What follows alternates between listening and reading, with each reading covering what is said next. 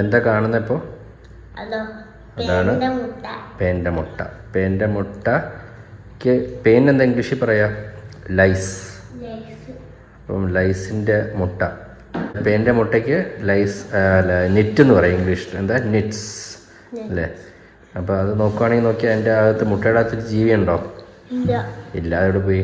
ആ പുറത്ത് പോയി. പേൻ പുറത്ത് പോയിട്ടുള്ള ഒന്നും ഇല്ലാത്ത മുട്ടയാണ് കാണുന്നത് കേട്ടോ. പേൻ പോയി കഴിഞ്ഞിട്ടുള്ള മുട്ട. ഓക്കെ, അടുത്ത പവറിടാൻ പറ്റുമോ നോക്കട്ടെ. ആ കണ്ടോ, എൻ്റെ അതൊന്നും കാണുന്നില്ല. ഉണ്ടോ? എം ടി അല്ലേ? ഉള്ളിലൊന്നുമില്ലല്ലോ. എന്താ ആ സാധനം? കമ്പ് പോലത്തെ സാധനം എന്താ? ആ കമ്പ് പോലത്തെ സാധനം എന്താ? മുടി. അപ്പോൾ അതിൽ ഇങ്ങനെ ഒട്ടിയിരിക്കുക അല്ലേ? പശ പോലത്തെ സാധനം, കയറ്റുന്നൊരു സാധനം ഒട്ടി നിൽക്കുക കേട്ടോ. ഒരു പശ പോലത്തെ സാധനമുണ്ട്.